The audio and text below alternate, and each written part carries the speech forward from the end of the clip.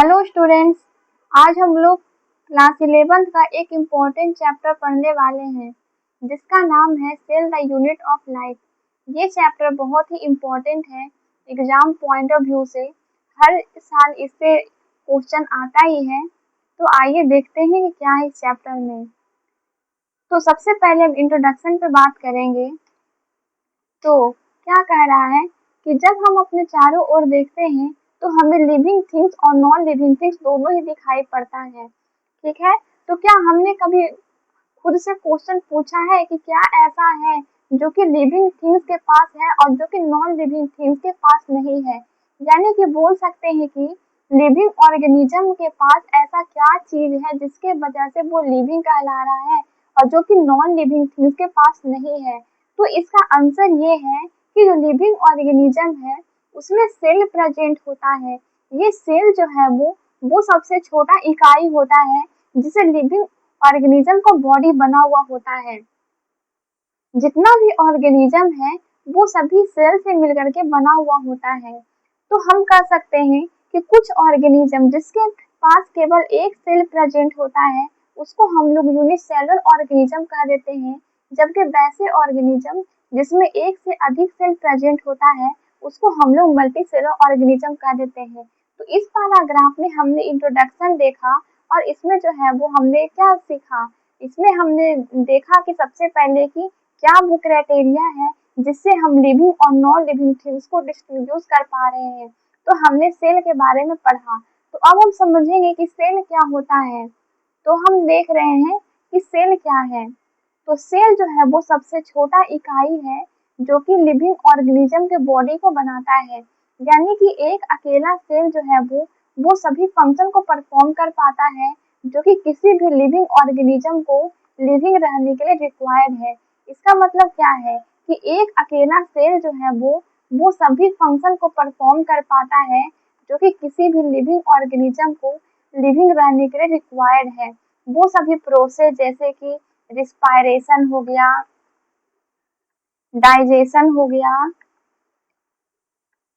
Excretion हो गया, ये सभी फंक्शन जो है वो एक अकेला सिंगल सेल परफॉर्म कर पाता है। अब हम देखते हैं कि यूनिसेलुलर ऑर्गेनिज्म एक अकेला सेल जो है वो क्या कर पा रहा है, इंडिपेंडेंट, वो अकेले रह सकता है और वो सभी फंक्शन को परफॉर्म कर सकता है जो कि उसको लिविंग रहने के लिए रिक्वायर्ड है। जैसे कि आपने देखा होगा यूनिसेलुलर ऑर्गेनिज्म अमीबा के बारे में आपने सुना होगा। ये अमीबा में केवल एक सेल ही प्रेजेंट होता है और ये एक सेल जो है वो सभी फंक्शन को परफॉर्म कर पाता है जो कि अमीबा को लिविंग रहने के लिए रिक्वायर्ड है। इसीलिए हम कहते हैं कि एक अकेला सेल वो सभी फंक्शन परफॉर्म कर पाता है जो कि किसी भी लिविंग ऑर्गेनिज्म को लिविंग रहने के लिए रिक्वायर्ड है। तो इससे हम कंक्लूजन ये निकाल सकते हैं कि अगर कोई भी स्ट्रक्चर एक कंप्लीट सेल के स्ट्रक्चर से कम होगा तब वो इंडिपेंडेंट नहीं रह सकता है। ठीक है, यानी कि किसी भी लिविंग ऑर्गेनिज्म को लिविंग रहने के लिए कम से कम एक सेल चाहिए। तो अब हम लोग डिस्कवरी पे बात करेंगे कि कैसे जो है वो सेल का डिस्कवरी हुआ। तो सबसे पहले जो साइंटिस्ट आते हैं एंटोनी वॉन लीवेनहुक, इन्होंने सबसे पहले जो है वो लिविंग सेल के बारे में बताया। उसके बाद रॉबर्ट ब्राउन ने न्यूक्लियस का डिस्कवरी किए और जब माइक्रोस्कोप का इन्वेंशन हुआ और उसका इम्प्रूवमेंट हुआ तब इलेक्ट्रॉन माइक्रोस्कोप सामने आया और ये इलेक्ट्रॉन माइक्रोस्कोप जो है वो सेल के अंदर जो भी डिटेल स्ट्रक्चर है उसके बारे में बता पा रहा था। तो हमने देखा सेल क्या होता है। अब हम देखेंगे कि सेल को लेकर के साइंटिस्ट ने क्या क्या जो है वो थ्योरी दी है। तो अब हम लोग सेल थ्योरी पे बात करेंगे। तो 1838 में एक साइंटिस्ट थे मैथियास सिल्डन, ये एक जर्मन बोटनिस्ट थे। इन्होंने बहुत सारे प्लांट को ऑब्जर्व किया और उन्होंने ये पाया कि सभी प्लांट जो है वो डिफरेंट काइंड ऑफ सेल से मिलकर के बना हुआ होता है जो कि टिश्यू बना रहा होता है प्लांट का। तो इन्होंने जो है वो बताया कि प्लांट में जो है वो different kind of cell present होता है। क्या प्रेजेंट होता है? Different kind of cell.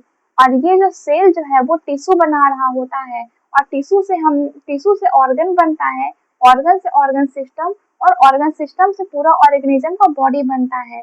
तो इन्होंने जो है वो सिर्फ टिश्यू के बारे में बताया कि जब बहुत सारे सेल्स जो है वो एक साथ आकर के कोई स्पेसिफिक फंक्शन को परफॉर्म करता है तो उसको हम लोग टिश्यू कह देते हैं। तो इन्होंने जो है वो टिश्यू के बारे में बताया।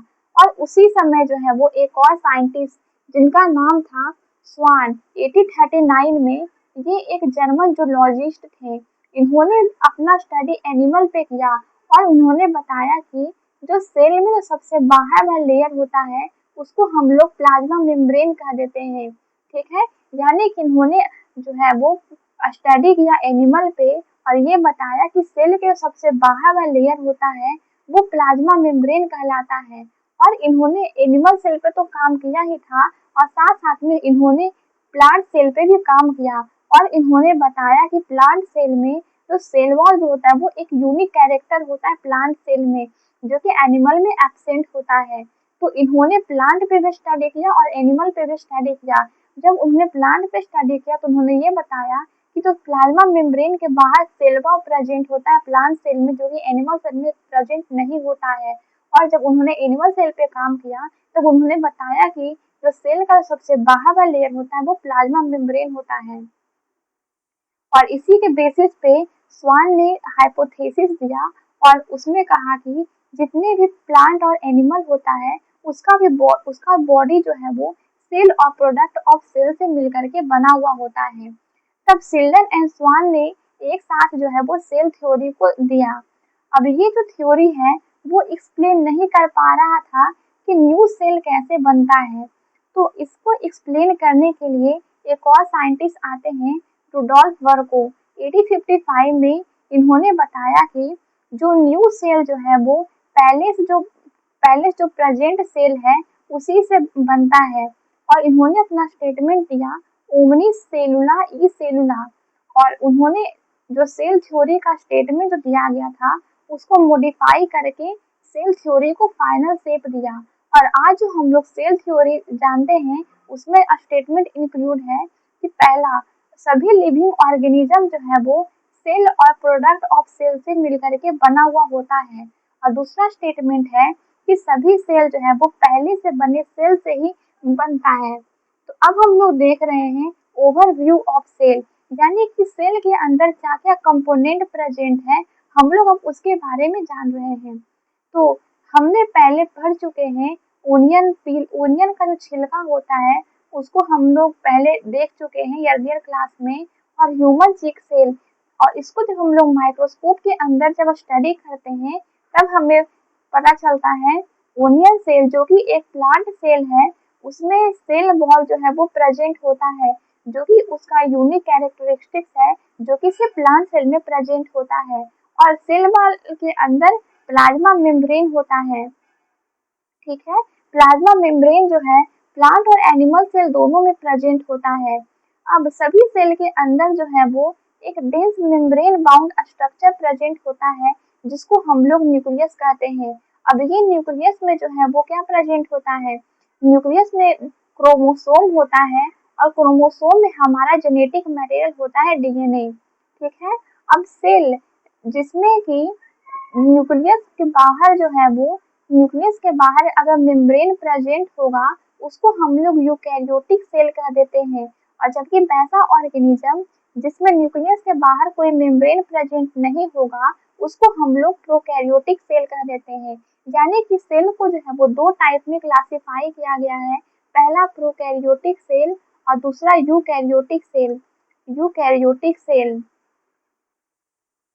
अब ये प्रोकैरियोटिक सेल वैसा सेल होता है जिसमें जो न्यूक्लियस होता है उसके चारों ओर कोई मेम्ब्रेन प्रेजेंट नहीं होता है, यानी कि न्यूक्लियस का जो कंटेंट है और साइटोप्लाज्म का कंटेंट है वो दोनों ही मिला हुआ होता है, कोई बाउंड्री नहीं है। जबकि यूकैरियोटिक सेल में क्या होता है, न्यूक्लियस के चारों ओर एक मेम्ब्रेन प्रेजेंट होता है, उसको हम लोग यूकैरियोटिक सेल कह देते हैं। दोनों ही प्रोकैरियोटिक और यूकैरियोटिक सेल में सेमी फ्लूइड मैट्रिक्स प्रेजेंट होता है जिसको हम लोग साइटोप्लाज्म कह देते हैं। साइटोप्लाज्म जो है वो पूरे सेल का जो वॉल्यूम है उसको साइटोप्लाज्म ऑक्यूपाई करता है। और ये जो साइटोप्लाज्म है ये मेन जगह है जहाँ पे केमिकल एक्टिविटी परफॉर्म होते रहता है ताकि प्लांट और एनिमल सेल जो है वो लिविंग स्टेट में बना रह सके। और इसके अलावा न्यूक्लियस के अलावा जो है वो यूकैरियोटिक सेल में other membrane bound structure present होता है, जिसको हम लोग ऑर्गेनेल कह देते हैं, जैसे कि इंडोप्लाज्मिक रेटिकुलम हो गया, गोल्जी कॉम्प्लेक्स हो गया, लाइसोसोम हो गया, माइटोकॉन्ड्रिया हो गया, माइक्रोबॉडी एंड वैक्यूल। और ये जो वो ऑर्गेनल है ये प्रोकैरियोटिक सेल में एब्सेंट होता है। अब ये राइबोसोम जो है वो एक अकेला ऑर्गेनल है जिसमें कोई भी मेम्ब्रेन पाया नहीं जाता है। ये प्रोकैरियोटिक और यूकैरियोटिक दोनों में ही पाया जाता है।